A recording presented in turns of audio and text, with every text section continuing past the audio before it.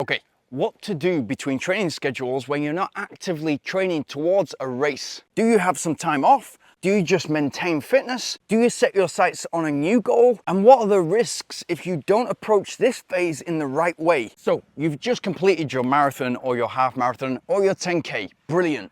But now you're in this weird in-between phase where you don't know what to do.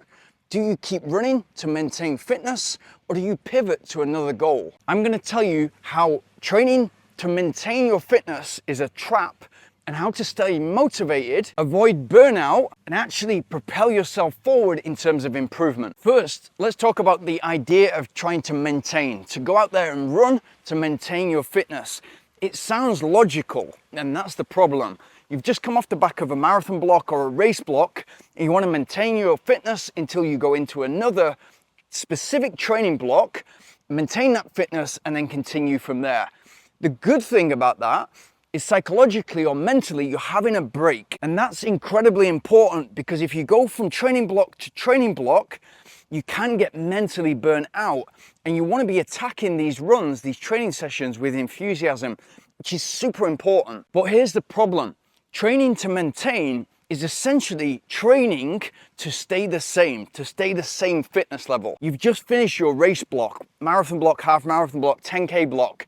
Now is an opportunity to work on your weaknesses and develop those weaknesses so that they become strengths. Even the most disciplined person in the world, if they're training to maintain, and you see this a lot in gym culture, if you're training to stay the same, it becomes very easy to miss a day or miss a couple of days or have a week off because it's not as inspiring to stay the same, to train, to go out there and work hard, to stay the same. This is the perfect opportunity to put in place a clear goal that's different from your bigger A goal and have that North Star in place, which makes it very easy to get out there and retains that enthusiasm. The second thing to consider is the opposite, is the extreme, is to continue to go from race block to race block, specific training, and that can lead to burnout, overtraining, feeling flat, losing that enthusiasm for running. When I first got into running, I felt like I'd started late. And in order to catch up, I didn't want to give myself any time off. And initially, that works really well. And it did for the first 2 or 3 years for me. I didn't give myself any time off. And actually in the winter, when a lot of runners take a solid month off to let the body physically and mentally, but let the body catch up and have that time off. And it's a nice reset button. I'd be on the bike for many kilometers, many hours every week, trying to get ahead. And running is perfect for this. It will be very polite in the way that it tells you you're doing too much. And that will come in the form of an injury or a slight niggle that will sideline you for a short amount of days or weeks. But burnout is way worse. If you're then getting to your runs and your training sessions, you're not looking forward to them. You're not looking forward. It's becoming a grind. It's going to be way more difficult to put together consistent weeks and months towards your next A goal race. What also happened to me and happens to many runners is they're continually going from marathon block to marathon block. All of a sudden you hit this performance plateau. You think you're done and you think you're hitting your limit, when in actual fact, you're not giving your body that time to recover. And I'm not talking on a weekly basis, you're having the time to recover or during the day. I'm talking about over the year. You're not having that time to freshen up, to reevaluate what you want to do and what you feel you're capable of, and then attack that goal. And that's exactly where you want to be. You want to be attacking that goal with enthusiasm. The solution is actually the most fun option.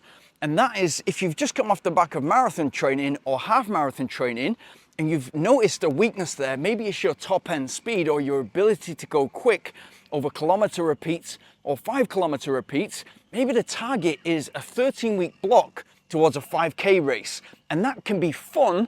You know it's not the A goal, but it's nicely feeding into the A goal. And that's incredibly important. All of a sudden, it might be summer like it is now, and all of a sudden your long runs are reduced in volume.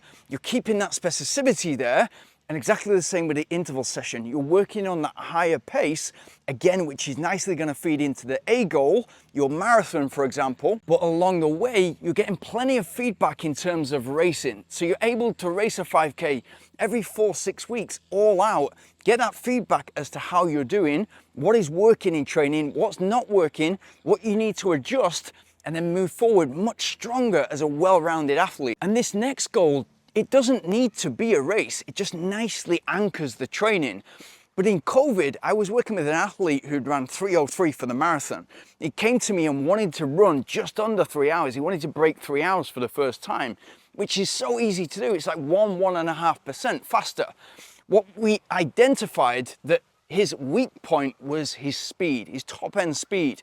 And so we started to do intervals and it had a massive effect on his running. But then when COVID hit, all of a sudden he was very extrinsically motivated, and all of a sudden with races postponed and cancelled, his question to me was, well, what's the point in training so hard when we've got no race to prove our fitness in? We've got no race to go for. And if you're extrinsically motivated, you want that time or you want that medal or that glory, then you might need to put something in place that nicely feeds into that extrinsic motivation, but at the same point is feeding into the A goal once, for example, in COVID, the races are open again and you're able to prove that fitness.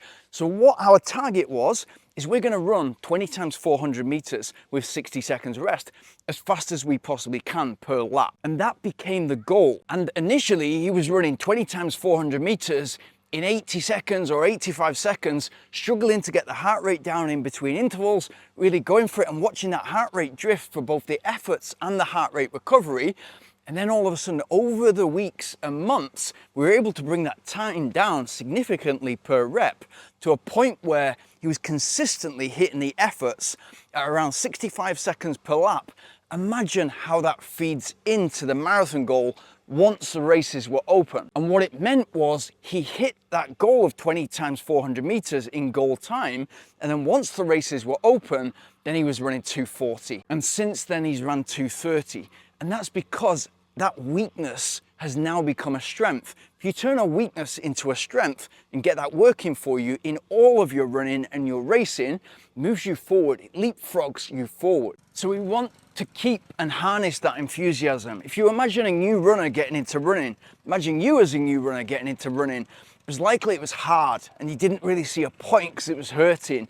Then all of a sudden it gets a bit easier, you put some structure in place, you see yourself moving forward, and that is a great zone to be in. For most new runners, the ideal first couple of years would be a lot of zone 1 and zone 2, just strengthening the muscles, the cardiovascular system, and more importantly, the tendons and ligaments. But that would be quite boring and actually puts a lot of runners off. So to keep it fresh and new, insert some structure, some faster work, some longer work, and then they're building towards a skeleton week, which will look very familiar once you add that structured training. It's exactly the same now. So pick a specific goal, work on your weakness, and then mix up your training. And also give yourself permission to rest. Once I finished a marathon, I used to want to get straight back onto it. So the very Monday after the Sunday race, I'd be on the bike, in my mind, I'd be flushing out the toxins and getting myself prepared, ready to train again. That wasn't giving me the mental break that I needed. And so you get fatigued year after year, or training cycle after training cycle, continuing to do that. What you actually need is 1 to 2 weeks complete rest. And that's what I do now, just to give yourself that psychological break. And you get to know yourself really well. You're chomping at the bit to get training again. And again, that's the perfect place to be, but it's great to learn that with experience. So there you have it. Don't fall into the trap of, okay, I'm gonna maintain for the next 2-3 months and then start a block. What will happen is that 5 or 6 times a week that you're running, all of a sudden turns into 2 or 3.